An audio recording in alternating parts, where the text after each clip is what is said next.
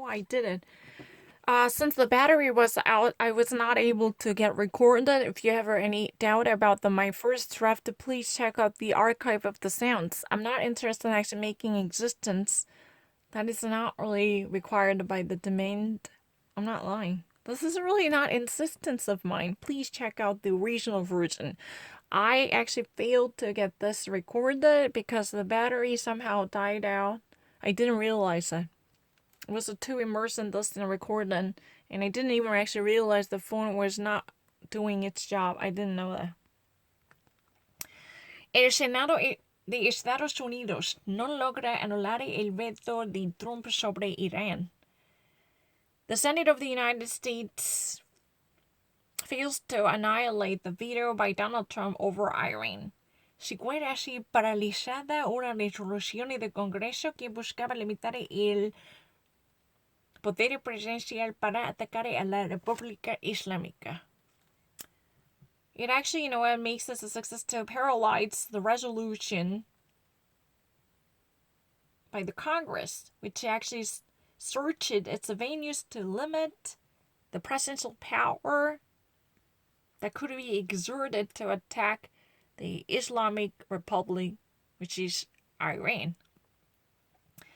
Trump junto a su mujer Melania este jueves en Casa Blanca in Washington. Donald Trump on Thursday, together with his wife Melania, at the White House in Washington.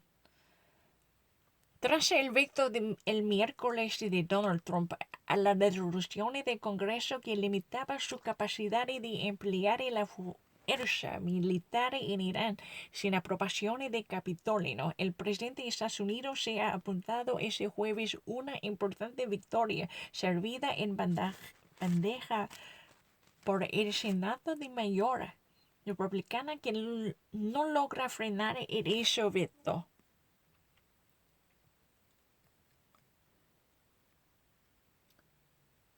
Following from Wednesday's veto by Donald Trump, the congressional resolution, which was intended to limit executive power to launch war or even be engaged with the military actions against Iran without congressional approval on Capitol Hill, the President of the United States has obtained a significant victory this Thursday, delivered by the overarching banner, which is literally the Senate majority's authority taken by the Republican Party, which literally puts this determination of keeping or prohibiting the veto on the brakes. Thanks to the Senate majority by the Republican Party, this veto, so prohibition and annihilation gets prohibited. El resultado de la votación del Senado fue de 49 votos en contra y 44 a favor de la resolución, por lo que se quedó muy lejos de los 2/3 necesarios para anular el veto presidencial. The results of the voting in the Senate has this result of 49 votes for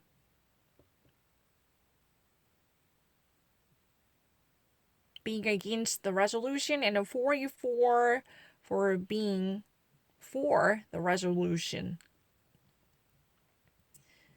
The Senate majority secured by the Republican Party somehow puts this efforts by the Democrats on brakes, which had been intended to interdict and prohibit the veto exerted by Donald Trump in the first place.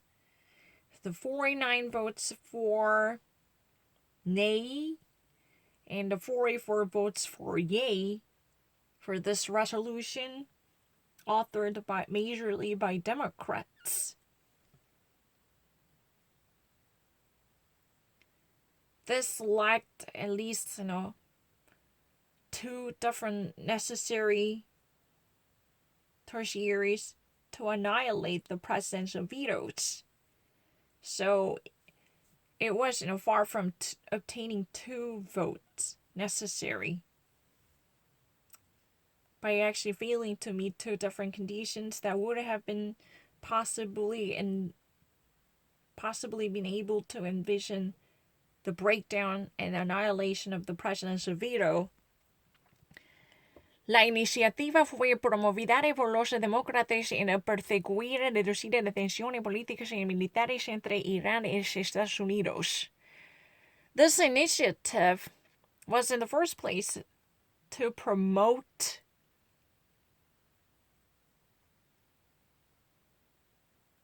and secure the reduction of the political and military tensions between Iran and the United States, as it was crafted and supported and promoted by the Democrats.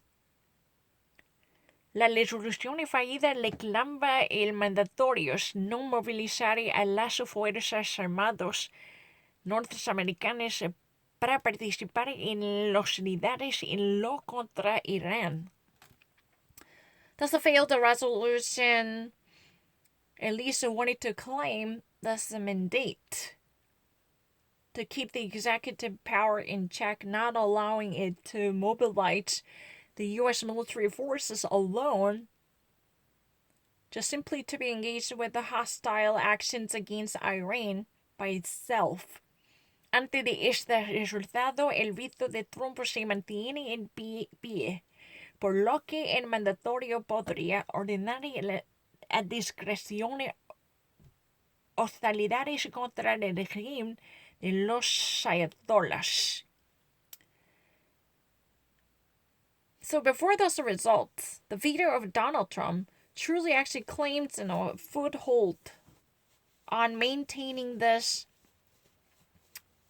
original mandate that could actually empower the executive branch to order military actions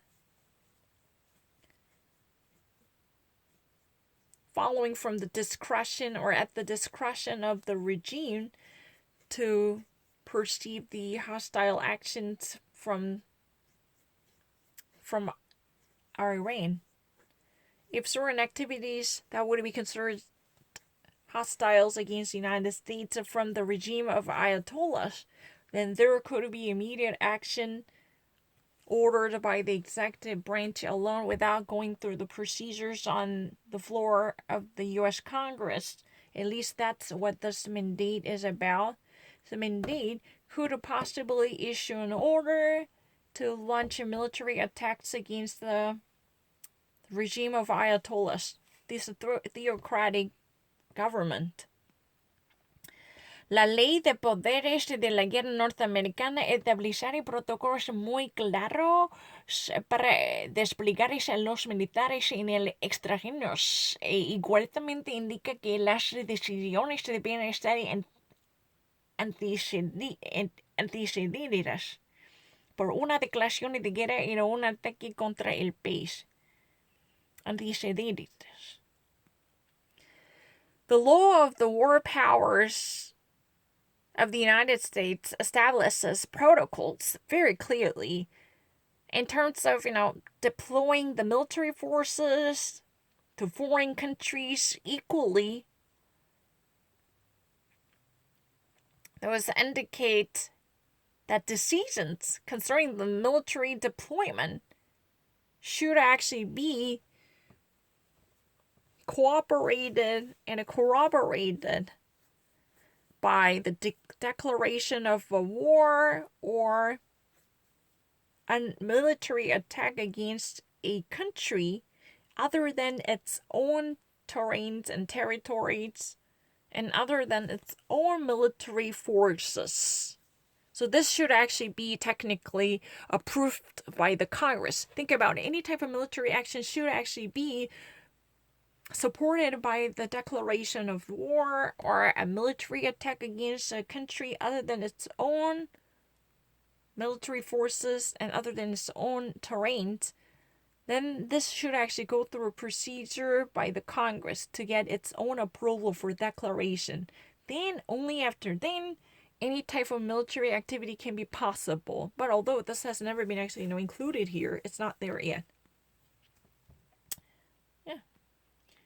La Cámara de Representantes y Senado aprobaron en los pasados meses enero y febrero una resolución que limitaba la capacidad de emplear la fuerza militar en Irán por parte del presidente sin la aprobación expresa del Congreso.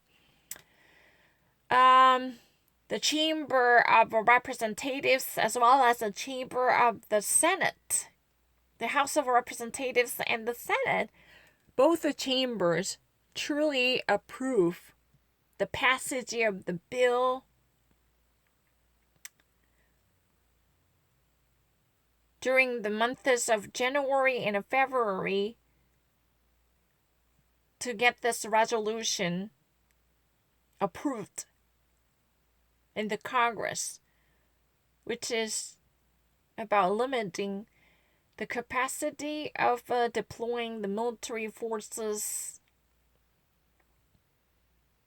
to Iran or exercising the military forces against Iran immediately from the president with no approval expressed or in correspondence with the Congress.